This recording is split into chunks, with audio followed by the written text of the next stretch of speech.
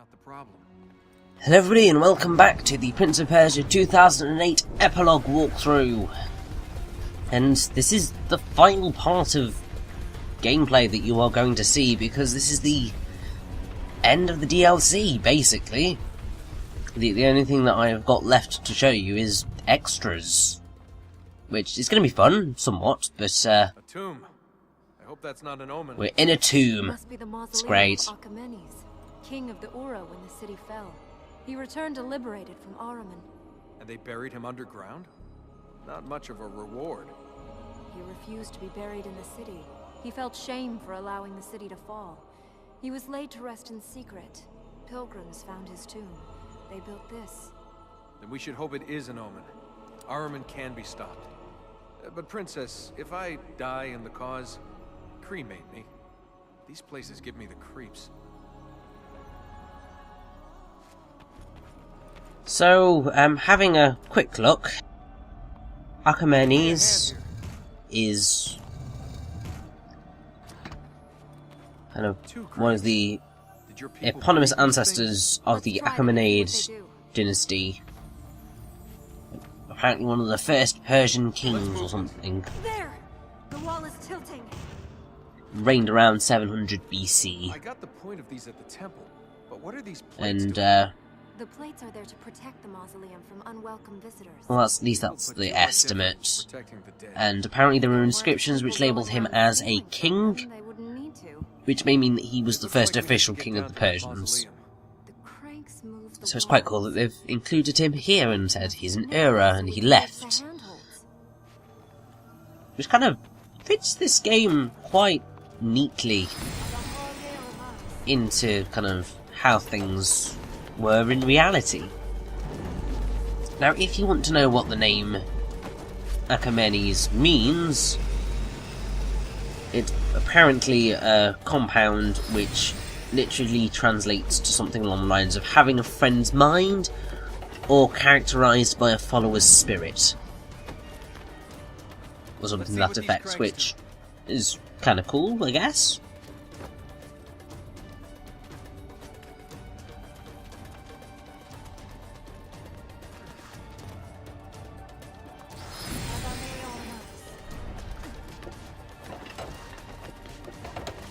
Now, another thing, if you wanted to know this, is that apparently Plato wrote quite a bit. Well, sort of. He wrote about Achaemenes when he was writing about the Persians and linked him with Perses, who is the ancestor of the Persians in Greek mythology.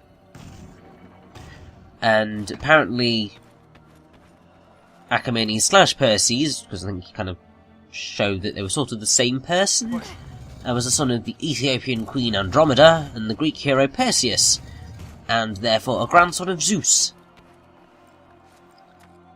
But then, kind of later writers This has to take us believed somewhere. that Achaemenes and Perses were different people, and that Perses was merely an ancestor of Achaemenes, If we can find a way across. which I would say probably makes more sense.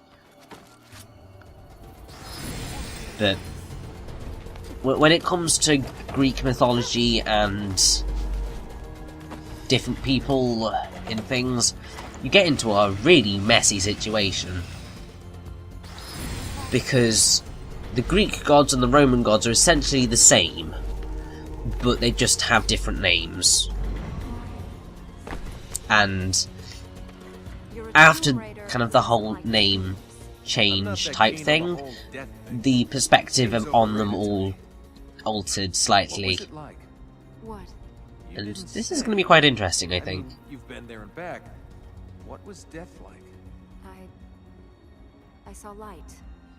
I saw the temple below me, you, and then nothing, just light. That's it? That's all I can remember until you brought me back. Like I said, overrated.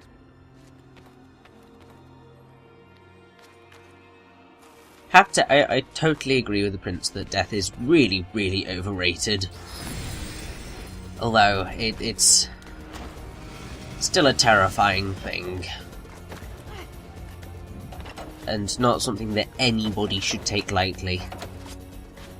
Let's go! Which I guess is kind of why I do appreciate this game's kind of not letting you die. Because narratively it makes sense, and even though it makes it feel like there's no challenge, I think I appreciate the fact that it works in the sense of this world. This has to take us somewhere. So I can't complain about it at all, and I quite like the lack of death, as I've said before, and literally just said like 5 seconds ago, but Push. this is what this epilogue is driving me to. Just babbling in insanity. Okay. But I do really like this Tomb of Achaemenes area. It's really cool looking. And you're never going to get down to all of the gold, but just having it there is just pretty cool.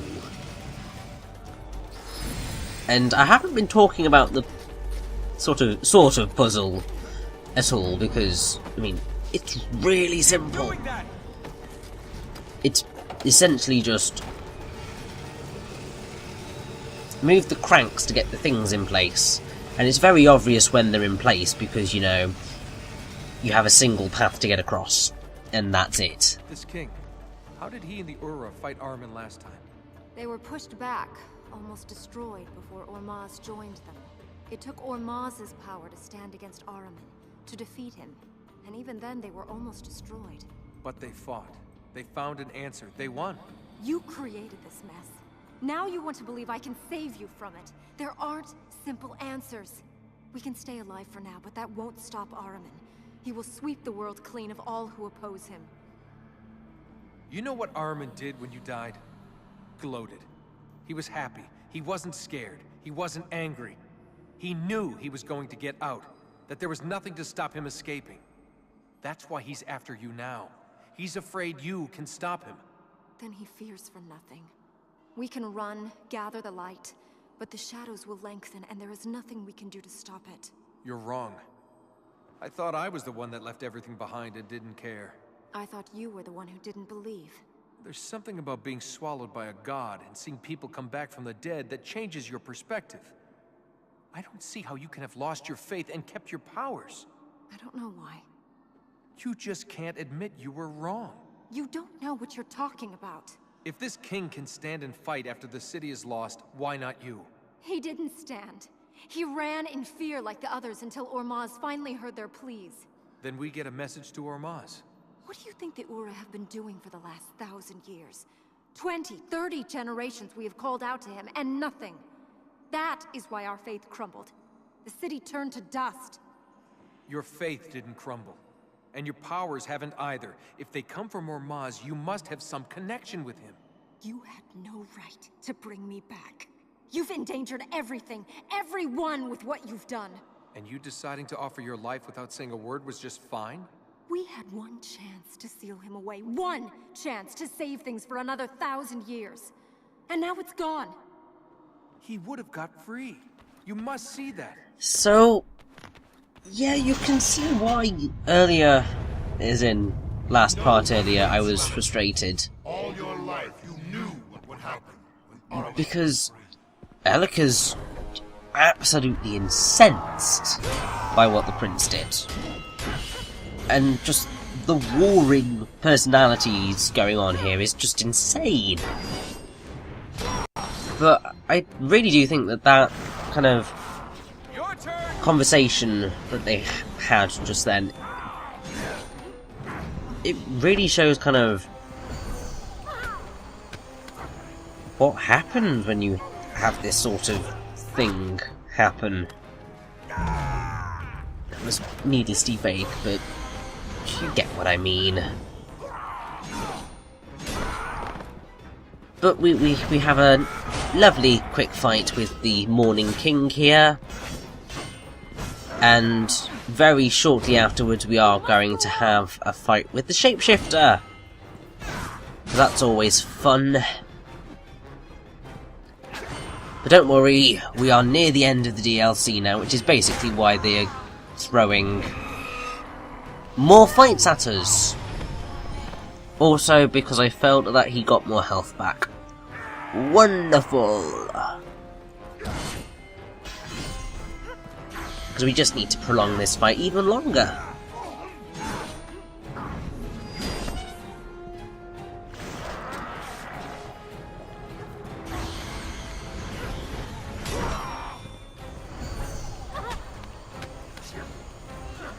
Now, in spite of kind of everything I've been saying about the fact that this is going to end unsatisfactorily,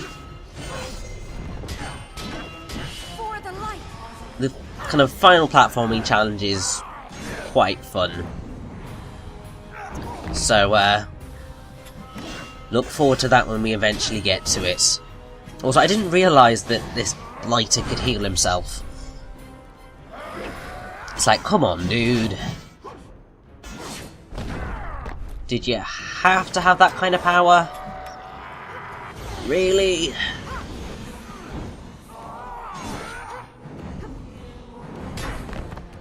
Thankfully he is dead now.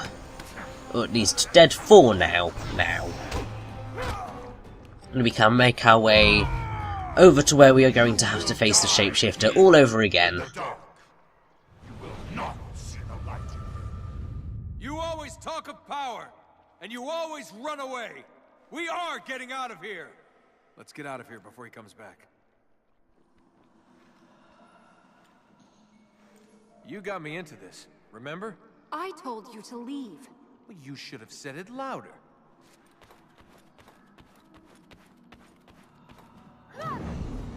And so we leave the rather awesome looking tomb and, through this place. Indeed. I'm not the problem. We are very, very, very close to the end now. You can see what I mean by this DLC is not that long. I mean, in terms of the actual game's length and this game's and the DLC's length, it's a reasonably hefty thing. But in the grand scheme of gameplay times, it's really short. Hang on.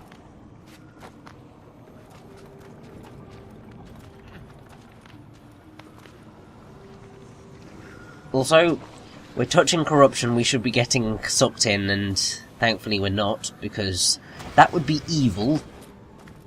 Because it's not our fault that our feet have to touch the corruption in that sense.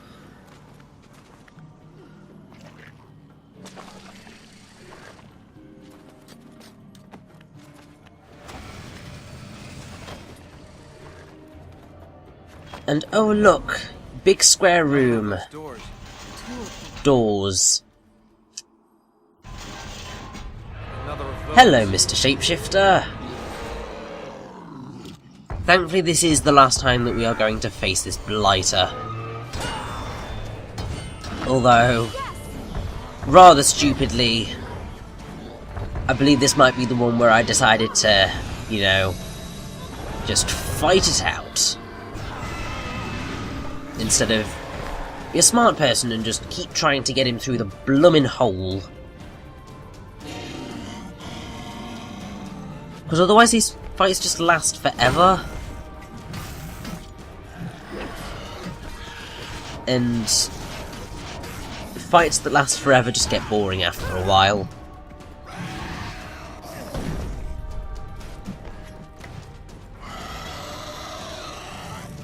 And the frustrating thing is this isn't even the final battle of the game.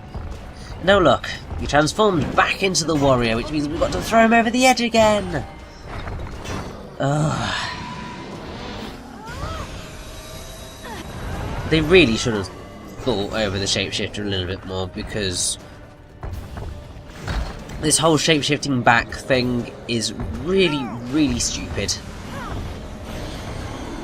And it can really make these fights last far longer than they need to.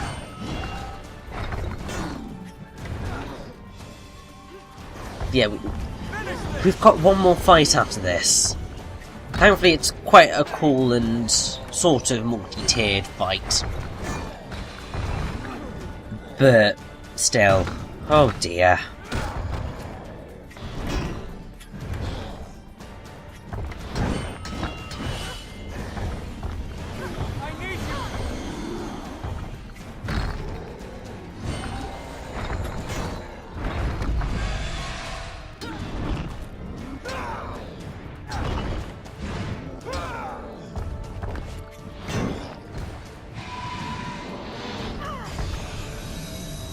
Oh, that's an interesting camera angle for this. I mean, I'm not dismissing it. It's quite a cool camera angle, but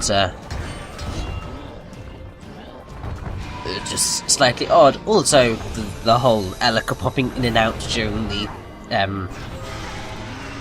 press X quick time event, that was interesting.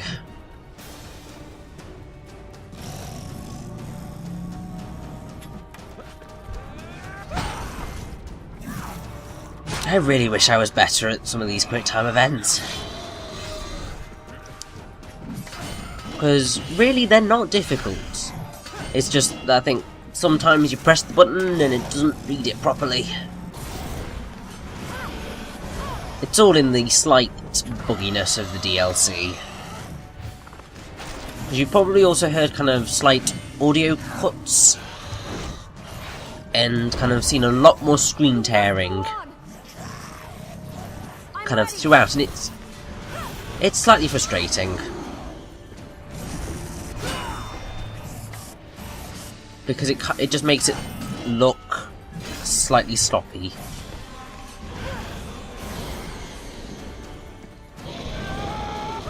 I mean, I've seen games that are far, far, far sloppier than this. Like, I mean, if you look at the subtitles in Rhythm Thief and the Emperor's Treasure, that is what I would call sloppy. And also, from what I can gather, the localization effort of Phoenix Wright Dual Destinies.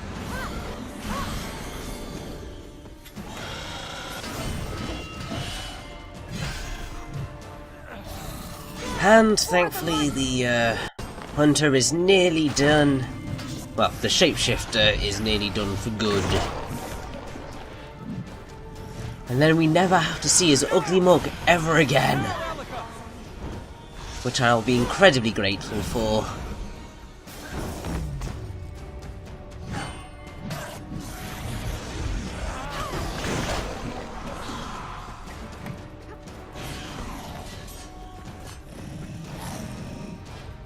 And Close. Once we get out of here. That's the Shapeshifter done for good.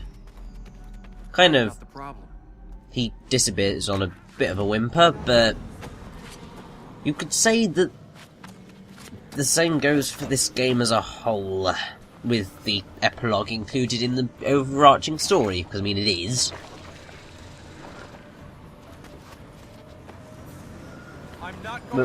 We are getting a lot closer to the thing that I have been just mentioning but never really going into detail about, which is this DLC's ending.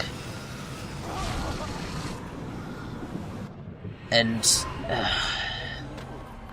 don't drop me. Yeah. I don't really want to spoil it, even though this game has been out for like 6 years now.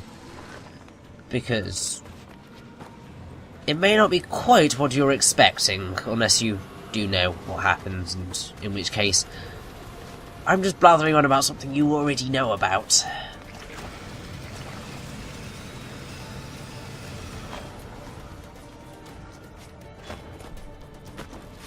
But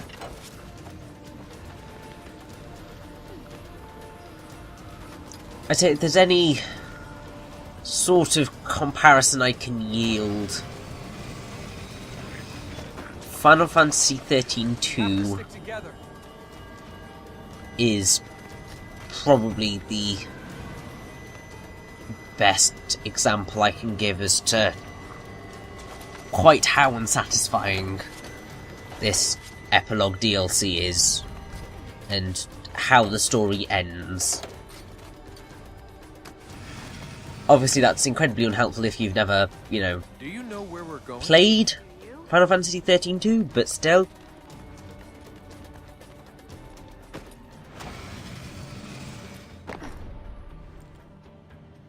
We can get out through there. We will have reached the other side of the hills.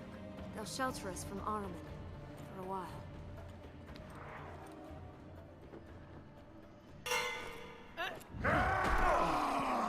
Did you want more fights? Alika, Well, go! here we go. This Get is out the of here! last one. Thank God.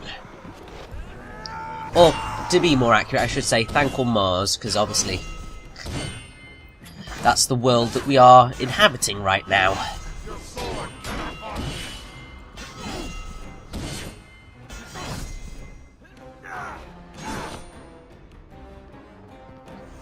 So basically, in this fight, you need to push the Morning King kind of off the ledges and work our way to the main arena.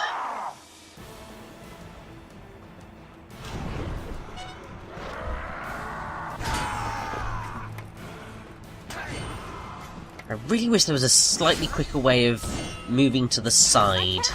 That would help.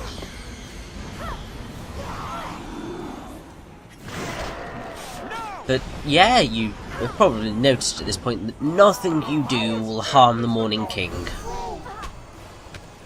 So there is only one way to defeat him. And that is essentially Alika, the throne! do what you have done to For Ormaz! pretty much every shapeshifter fight. Now, Alika!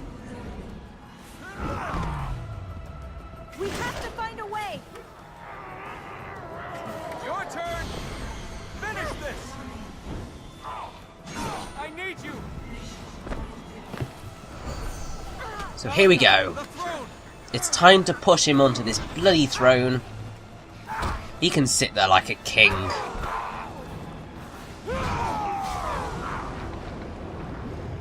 Father?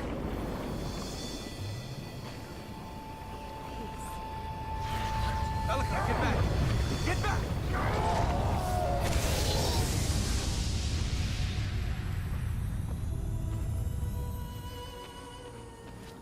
You got me into this, remember? I told you to leave. You should have said it louder. So, that is the last time we will ever see the Morning King, I think.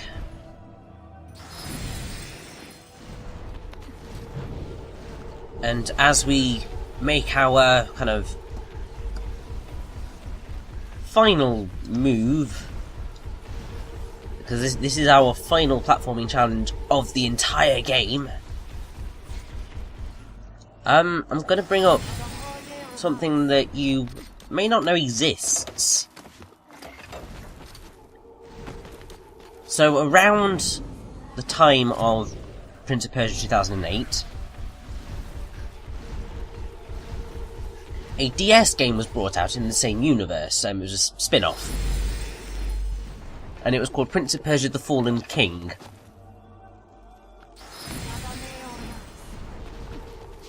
So you play as the prince and a new character called Zal, Together! and you fight the forces of Ahura in a 2D side-scrolling platformer type thing that you control with touchscreen.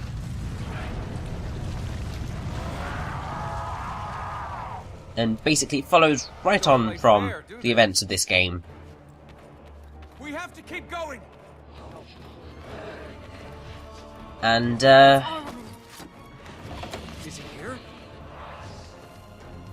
let's not find out. basically kind of the way it works is that the king was split in two by the corruption, so this is a spoiler, but I'm sure you probably don't care.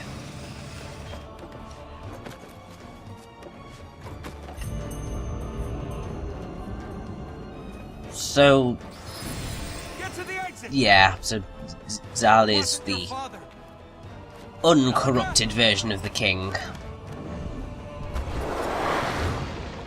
I think.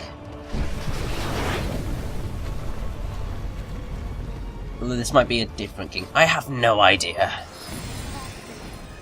Basically, Corruption is rising.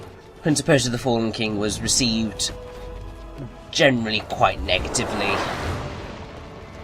The control scheme was apparently really rubbish.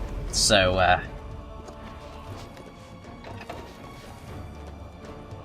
yeah. Go! Go! Although apparently, GameSpot reviewer Caroline Petit said that the Prince is more likable in the DS game, because despite the constant wisecracks, he kind of shows that he kind of cares more deeply about what he's fighting for. We're almost free of him. But apparently it looked awful, it played awful, and it just felt artificially long. So this game sort of did get a sequel, but it was not great.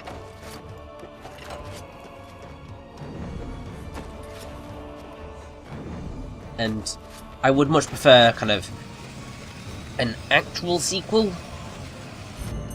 one that, you know, properly followed the story of the Prince and Alika after we make our final leap, because this power plate is basically going to lead us to the end of the game, as long as we don't screw up, obviously.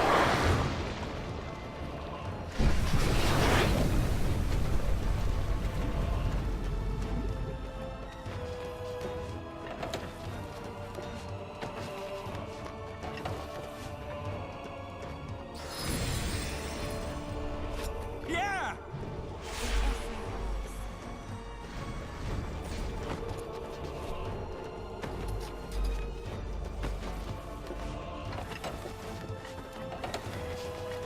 Let's go!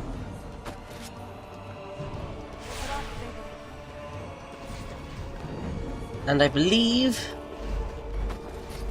we can see just in the distance there the balcony where we are heading to. Keep doing that! We're nearly out of here.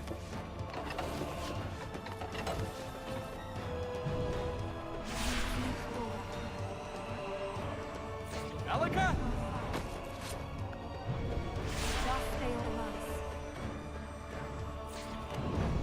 And there we go. We're done, and it's time for the really unsatisfying ending. I couldn't heal him. Ahura was too strong. Just because he's growing stronger doesn't mean... If I couldn't stop him now, how can I ever hope to? Ahura is free, and he will only grow more powerful. We have to get out of here. If we cross the desert, there's a city 2-3 days from here. Or there's a port. It's further, but we could cross the sea, find somewhere further away. Go where you will. May Ormaz watch over you. Alika, you can't do this alone. I know. That is why I must find my people. Alika! Alika!